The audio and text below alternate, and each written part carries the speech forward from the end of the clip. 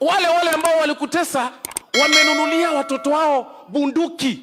Na unajua nyinyi wananchi hamjui, yule kijana wa Mheshimiwa Uhuru Kenyatta, kwa sababu wao wako entitled to security, kwa boma yake kuna 100 guns zimewekwa kwa nyumba, na zote anasema hako na licenses. 100 of them ziko ndani ya nyumba.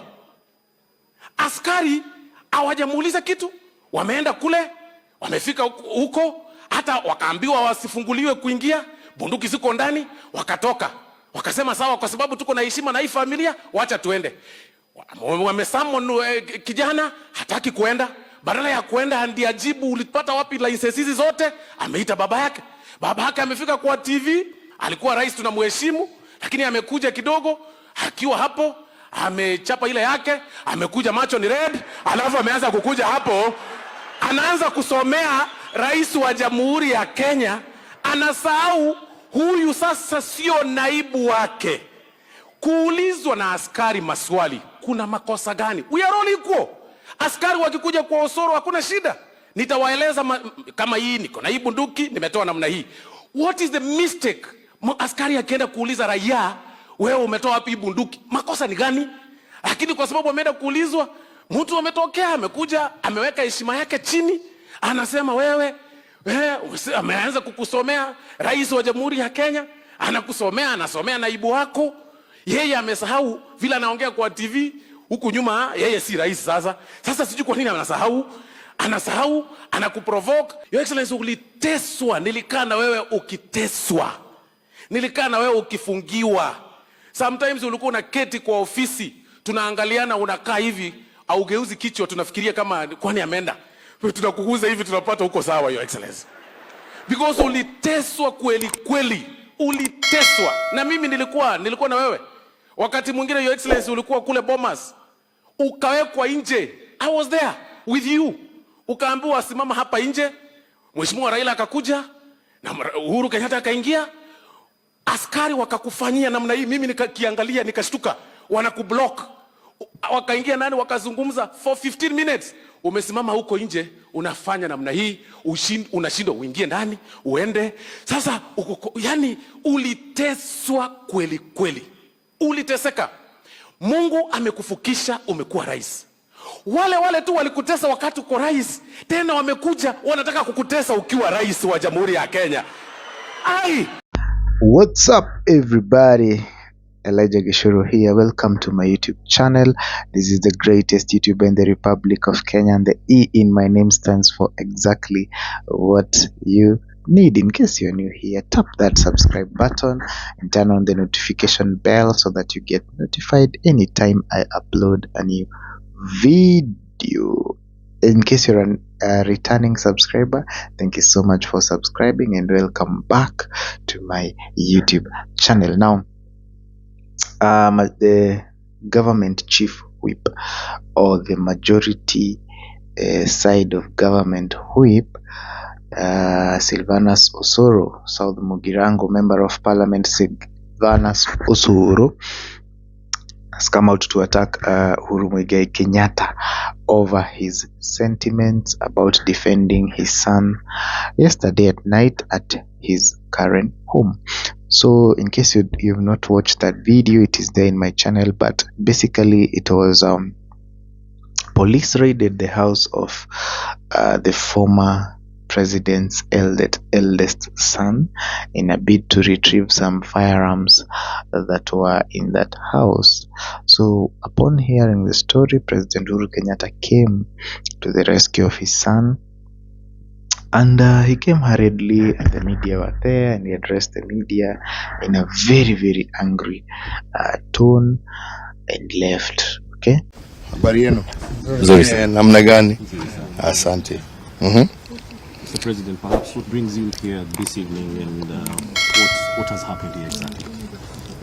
Well, I got a report from my son that he had come to home, and as he was leaving, the watchman at the gate told him that there were people claiming, because that's all we can state for now, to be DCI officers in a vehicle with Sudanese registration and claiming that they want to speak and to see him. And I told them immediately, I mean, from my knowledge, when the police want to do something, they don't come in foreign number plates.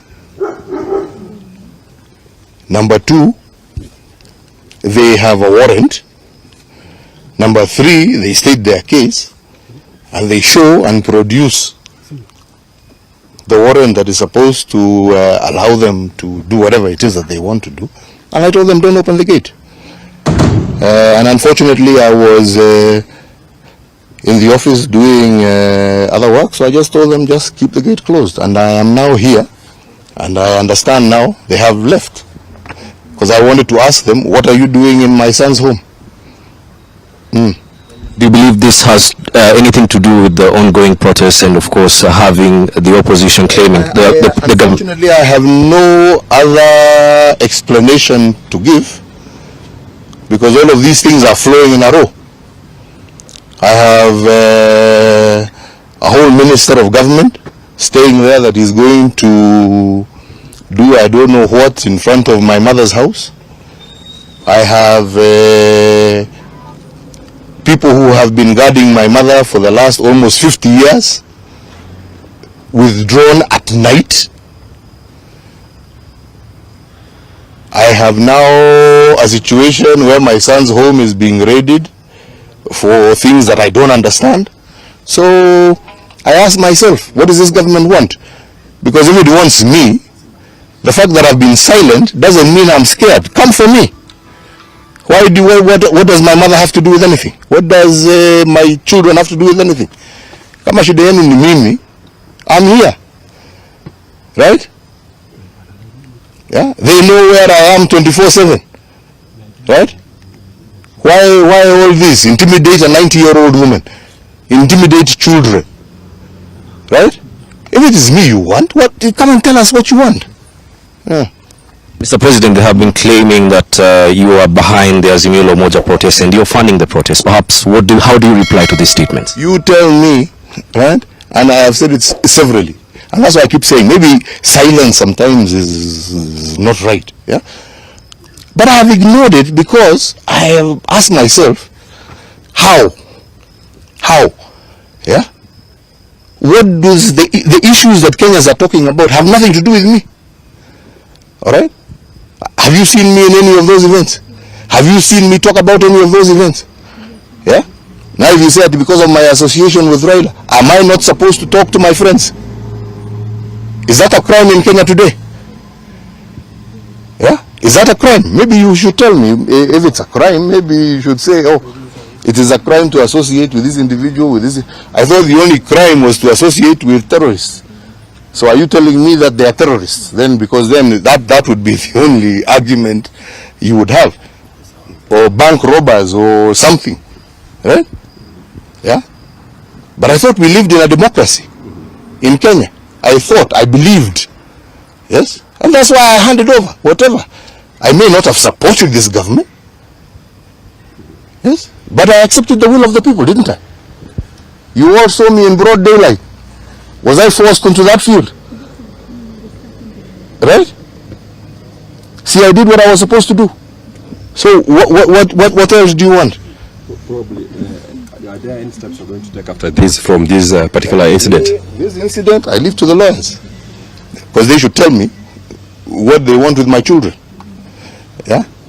Do they want? They've removed their security. Now I hear they want to remove their personal weapons. So what? Are they wanting to do that because they are planning something? And if they are planning something, yeah, my only plea, don't plan against my mother, don't plan against my children, plan for me. If it is me you want, leave them alone. What do they have to do with anything? Yeah? How many people are licensed to hold weapons in this country? Yeah? Did they not follow the right procedure? Tell us, tell the world. If it's a question of illegal weapons, then tell the world, yeah, these people have illegal weapons. Right? But if they are licensed weapons, How many people in Kenya have licensed weapons? Even foreigners. All right? So they follow the procedure. So, Sylvanus Osoro has come to attack the sentiments by Uhuru Kenyatta and also the family of Uhuru Kenyatta. One, the MP Osoro alleges there are over 100 guns. In fact, we can listen to the video first and then we do an analysis of the speech. Mimi nimetembea na wewe miaka hii yote. Na kila mtu walikuwa ananiambia, wengine walikuwa wananiambia wewe Osoro chungana utauliwa. Unakaa sana na huyu jamaa hawezi chukua kiti.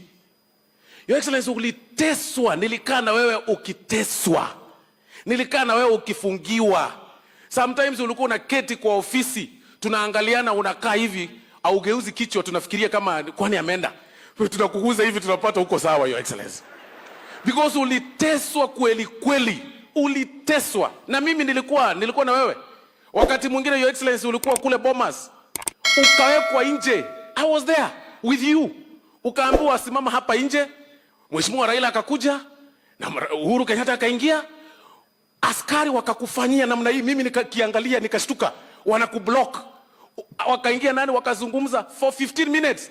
Umesimama huko nje unafanya namna hii, unashindwa uingie ndani, uende. Sasa yani uliteswa kweli kweli. Uliteseka. Mungu amekufukisha, umekuwa rais. Wale tu walikutesa wakati uko rais, tena wamekuja wanataka kukutesa ukiwa rais wa Jamhuri ya Kenya. Ai! Wale ambao walikutesa wamenunulia watoto wao bunduki. Na unajua nyinyi wananchi hamjui. Yule kijana wa Mheshimiwa Uhuru Kenyatta, kwa sababu wao wako entitled to security, kwa boma yake kuna 100 guns zimewekwa kwa nyumba na zote anasema hako na licenses. 100 of them ziko ndani ya nyumba. Askari hawajamuuliza kitu, wameenda kule, wamefika huko, hata wakaambiwa wasifunguliwe kuingia, bunduki ziko ndani, wakatoka. Wakasema sawa, kwa sababu tuko na heshima na hii familia, wacha tuende. Wamesummon kijana, hataki kuenda. Badala ya kuenda ndiye ajibu ulipata wapi licenses hizi zote, ameita baba yake.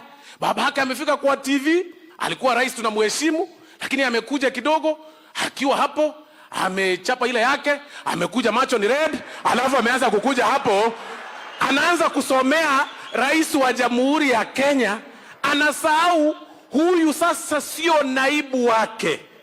Kuulizwa na askari maswali, kuna makosa gani? We are all equal.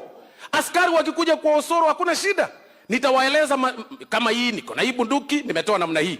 What is the mistake? Askari akienda kuuliza raia, wewe umetoa wapi bunduki? Makosa ni gani?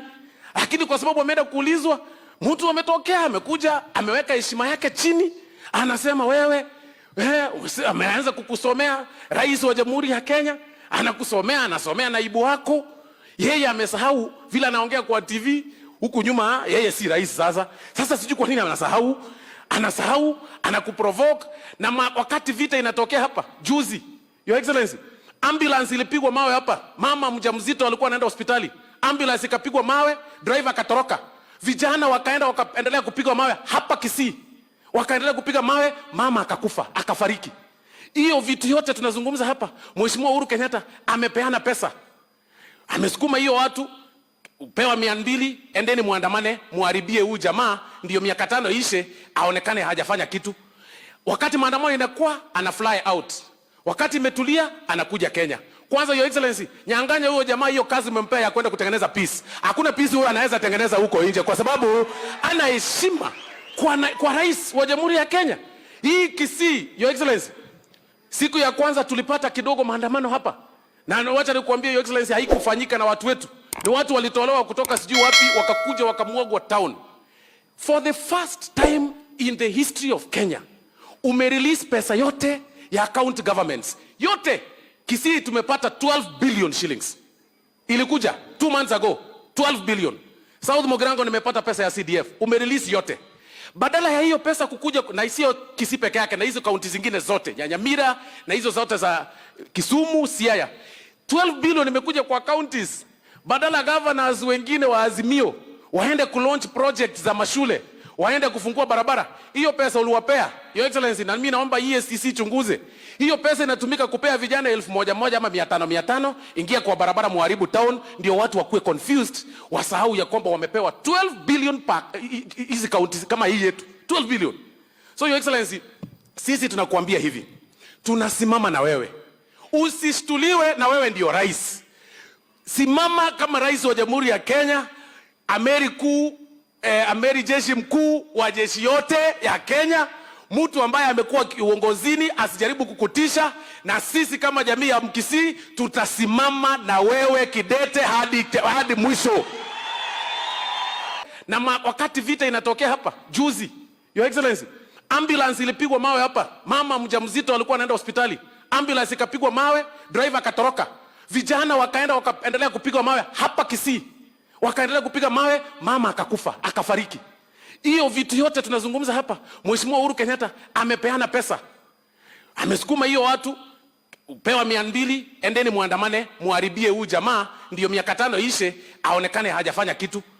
Wakati maandamano inakuwa, ana fly out. Wakati imetulia, anakuja Kenya. Kwanza Your Excellency, nyanganya huyo jamaa hiyo kazi umempea ya kwenda kutengeneza peace. Hakuna peace huyo anaweza tengeneza huko nje, kwa sababu ana heshima kwa rais wa Jamhuri ya Kenya. Hii Kisii, Your Excellency, siku ya kwanza tulipata kidogo maandamano hapa. Na wacha nikuambie Your Excellency, haikufanyika na watu wetu. Ni watu walitolewa kutoka sijui wapi, wakakuja wakamwagwa town. For the first time in the history of Kenya, umerelease pesa yote ya county governments. Yote. Kisii tumepata 12 billion shillings. Ilikuja 2 months ago, 12 billion.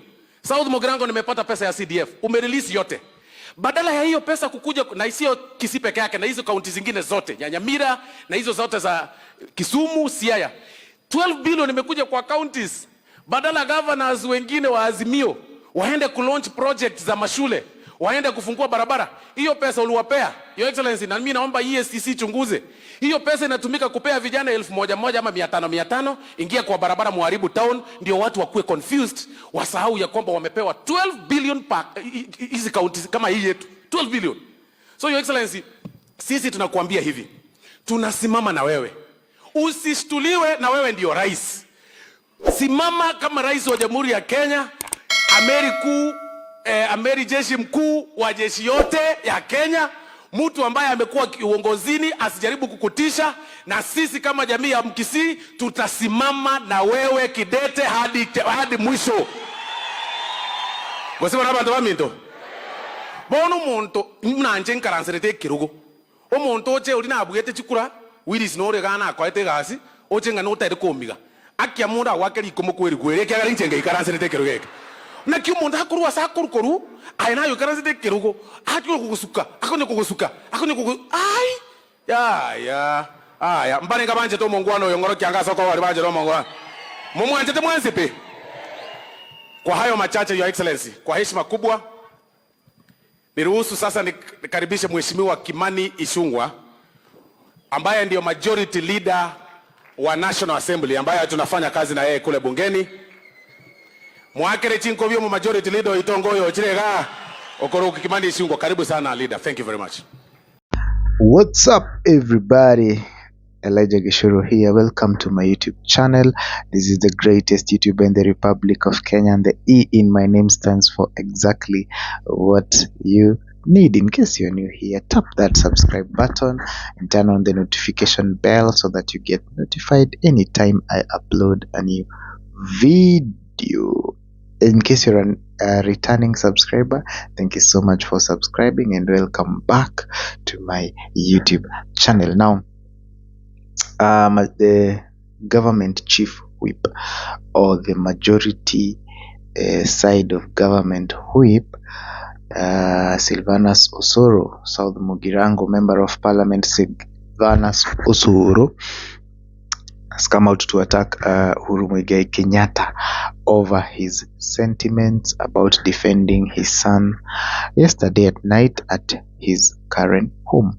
So in case you've not watched that video, it is there in my channel, but basically it was police raided the house of the former president's eldest son in a bid to retrieve some firearms that were in that house.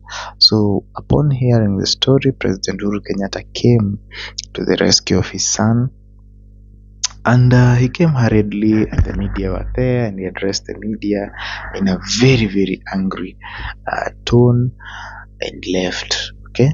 So Sylvanus Osoro has come to attack the sentiments by Uhuru Kenyatta and also the family of Uhuru Kenyatta. One, the MP Osoro alleges there are over 100 guns. In fact, we can listen to the video first and then we do an analysis of the speech. Osoro says there are over 100 guns allegedly in that place. I don't know how they managed to get all those guns, but their dad being in power as a former president, it's something that is very possible.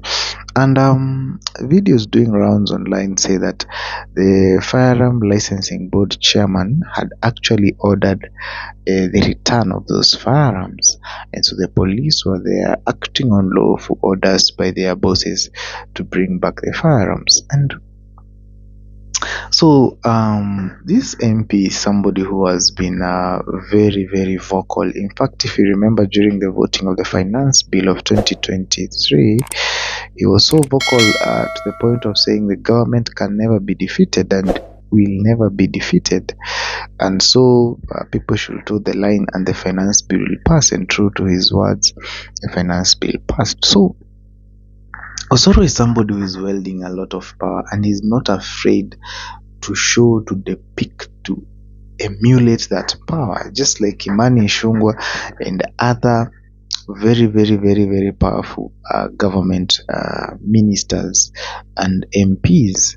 So he is someone who is very vocal, somebody who never shies off from saying things that are in his heart. In fact, in that video, he also says that the former president was drunk, and he came to address the media while very, very, very drunk. And it's something that he did not appreciate. But what pained him most is that the current president really went through a hard time, a very hard time, in the hands of President Uhuru Kenyatta. And he even reminded the congregation about the incidents whereby he was locked out of a negotiation meeting between Uhuru Kenyatta and Raila Odinga, seemingly despising the office and the stature and the person of the deputy president then, who is now the president today. And that is something that has really made Osoro to be very, very annoyed, to be very, very, very angry. And in that regard, Osoro has come out to defend the president and to tell him that there is no way people who disturbed you while you're in a deputy president will come now and disturb you while you're president. You must take charge. You must show your power. You must use your power. You must utilize the powers that you're given by Kenyans to defend and protect the constitution, to defend and protect the office and the stature and the person of the president of the Republic of Kenya. And that is all what Osoro was saying. And guys, I don't know what you think about this story and what you think about Osoro as a person, because he's someone that is never afraid to be vocal and to voice out concerns and talk and talk and talk. And it is something that, of course, hurts the opposition, hurts the former president, because these are people who are constantly on his case, people who are constantly trying to reach out to the family. Remember yesterday that the former president said people should now leave his family alone and should move away from interfering with the family. And if they want him, they should go to him directly and not through his mother and through his son. So it's not only Osoro. We have seen so many attacks on the president from other members of parliament and other people who are now powerful in the government. But the allegations by Osoro are so are so scaring that somebody can have over 100 guns in their premises, and that some of them are not being used according to the way they are supposed to be used, according to the way they are supposed to be licensed to be used. In his defense, President Uhuru Kenyatta argues that everybody is can get the license if they are qualified to get them, and even foreigners in this country are allowed to have guns so long as they follow the procedure of acquiring firearms. And guys, this is what I'm asking myself. Even if you have you follow the right procedure, are there limits? In fact, if you're here and you're maybe a police officer, a gun expert, maybe you can enlighten us. Are you limited in the number of firearms you can get as an individual? Because I don't understand how somebody can end up with over 100 firearms. I mean, it's just something out of this world. So guys, that is the issue at hand right now. That is what is up. It's about the firearms. That is the reason why the son is being pursued vehemently by law enforcement officers. We are yet to see any new developments of the case. The family lawyer, while speaking to the media, Uhuru Kenyatta family lawyer, said they will be moving to the chairperson of the Firearms Licensing Board to check out and ask why or what are they looking for in the house of their son and why they want the firearms. President Uhuru Kenyatta claimed that all those firearms were procured legally. They were procured procedurally according to the law, but now they're being treated as if these firearms are illegal and they came through the back door and the government is not aware in things like that. So that is what is bringing the bone of contention in all this story. And so the president was so hurt because he was saying, you people, you have already withdrawn the security of my children. Now you want to withdraw their weapons that they are using to guard themselves. What are you planning against their family? Because now this is not an easy thing, guys, because remember, the only authority that can give you permission to own a firearm in this country is the Firearm Licensing Board of Kenya, which is premised under the National Police Service, the Central Firearms Bureau. That's the only place you can get permission to use a firearm or hold a firearm as a private citizen in the Republic of Kenya. So now what happens if that board takes away the firearms? Where else can you get firearms? And if you get anywhere else and you don't have the permission or the license, of this board, the Firearms Licensing Board, then that's an illegal firearm, which is a very, very serious offense under the laws of Kenya. Okay, and therefore it leaves the Uhuru Kenyatta family at a very bad crossroad, because if the government can repossess those firearms, then it will leave that family exposed. Okay, but anyway, guys, thank you so much for watching this video. This has been your guy Elijah Gisho. I'll be here to bring you anything that is worth your time. In the meantime, good night, good morning, adios. Thank you for your support. Like, comment, subscribe and share this content so that we can continue to grow in leaps and bounds and make a very big community that will talk about anything and everything. Bye bye.